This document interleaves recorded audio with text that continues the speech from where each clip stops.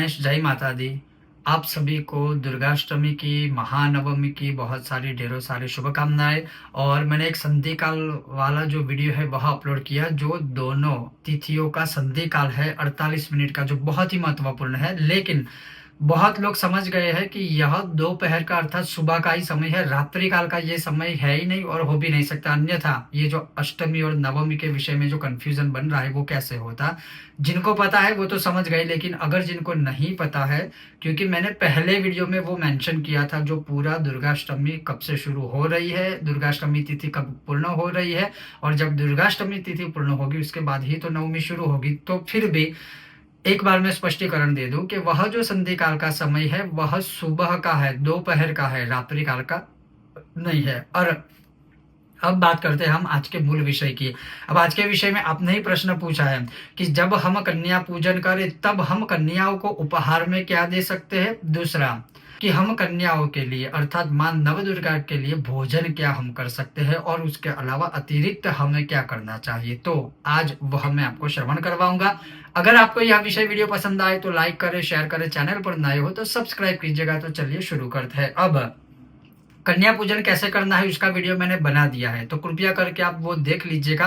उसमें पूरी डिटेल है, और जो एक बीज मंत्र है कन्या और बटुक का कैसे पूजन करना चाहिए वो पूरा विस्तार से वीडियो रखा है, तो आप वो चेक कर सकते हो। अब बात रही कि कन्याओं के लिए भोजन में हम क्या बना सकते हैं। तो वैसे कन्या स्वरूपिणी नवदुर्गा अर्थात नवदुर्गा स्वरूपिणी कन्या, जो 2 साल से 10 वर्ष की जो कन्याओं का हम आवाहन करते हैं, फिर दुर्गा के स्वरूप में उनका पूजन करते हैं। तो जब पूजन करते हैं तो वह स्वयं कन्या जो है, बालिकाएं है, वह साक्षात ही नवदुर्गा का रूप हो जाएगी, जिसमें काली भी है, लक्ष्मी भी है, भद्रा भी है, सरस्वती, मतलब सभी देवियां है। अब तो देवी माँ को सबसे अधिक जो भोग प्रिय होता है वही भोग उस दिन बनाना भी होता है, और उन नव दुर्गाओं को, नव कन्याओं को भोग खिलाना भी होता है।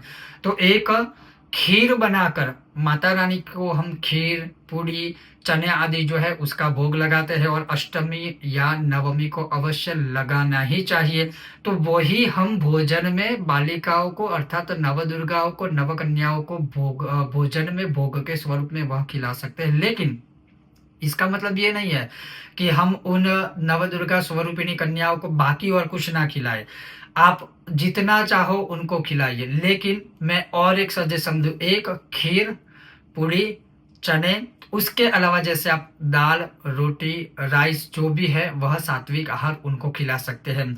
विशेष रूप से माता लक्ष्मी जी का जो सबसे प्रिय एक भोग है खीर के साथ साथ, वो है श्रीखंड का। तो श्रीखंड भी जो है वह भी आप नव दुर्गाओं को भोजन के स्वरूप में खिला सकते हो। और जैसे मैंने कहा ना कि जैसे हम फुल डिश, जितना अधिक और अच्छा सात्विक भोजन होता है और हम प्रसन्न होते हैं, वैसे ही आप नव कन्याओं को, नव दुर्गा को पूजन करने के बाद वह खिलाइए।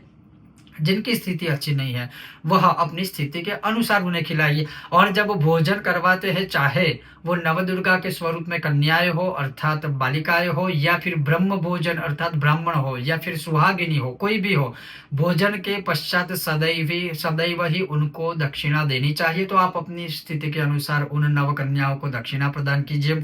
उसके पश्चात उपहार के स्वरूप में फिर उनको क्या देना चाहिए। तो वैसे तो नवदुर्गा का स्वरूप है, नवदुर्गा तो 16 श्रृंगारों से सजी हुई माता रानी रहती है, तो 16 श्रृंगार आप उनको दे सकते हैं। अब श्रृंगार के रूप में जैसे 2 साल की कन्या होगी तो फिर 2 साल की कन्या के वस्त्र 2 साल के अनुसार आप दे सकते हो।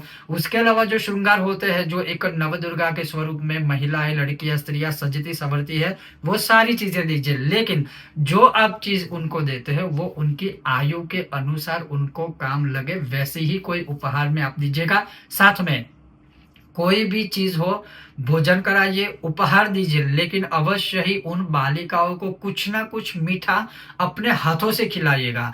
मीठा खिलाने से माँ लक्ष्मी जी प्रसन्न होती है। तो कहने का तात्पर्य है कि नव दुर्गा स्वरूपिणी नव कन्याओं को भोजन में खीर, पूड़ी, चने और उसके अलावा श्रीखंड, ये 4 जो भोजन में प्रसाद के स्वरूप में है आप वह खिलाइए। चने जो भी हम नवरात्रि में माता रानी के लिए बनाते हैं आप सबको पता ही है। फिर यहाँ पर भी वो कन्फ्यूज़न ना हो जो तिथि वाला हुआ कि वो काले चने खिलाए या छोले वाले चने खिलाए। तो चने चने हैं, आप उनको वो खिलाइएगा, कोई दिक्कत नहीं है। लेकिन काले वाले जो चने होते हैं, ड्राई चने, वह प्रसाद के स्वरूप में और माता रानी को आदिकाल से परंपरा में मतलब जो चलते आ रहे हैं वो खिलाएँगे तो अच्छा रहेगा। अन्यथा चने चाहे ये खिलाए वो खिलाए, लेकिन मूल बात है खीर, पूरी, चने, श्रीखंड, उसके अलावा जैसे मैंने कहा आप अपनी स्थिति के अनुसार कोई भी भोग या भोजन उन्हें दे सकते हैं। पश्चात श्रृंगार में क्या देना है तो वो भी मैंने आपको बताया। दक्षिणा भी उनको देनी चाहिए और अपनी स्थिति के अनुसार आप उनको कुछ भी प्रदान करेंगे तो वो तो नवदुर्गा है, वह स्वीकार करेंगी और अपने आशीर्वाद देकर आपको वह वहाँ से जाएगी। तो इस प्रकार से इन नवदुर्गाओं को पूजन करने के बाद, और यह पूजन जो है 11 अक्टूबर शुक्रवार को ही करना है और इस विषय में भी वीडियो बनाया है तो आप वो देख लीजिएगा। लेकिन मूल जो आपका प्रश्न था कि हम क्या खिलाएँ, क्या उपहार में दें, इसीलिए मैंने यह एक संक्षिप्त वीडियो आपके सामने प्रस्तुत किया है।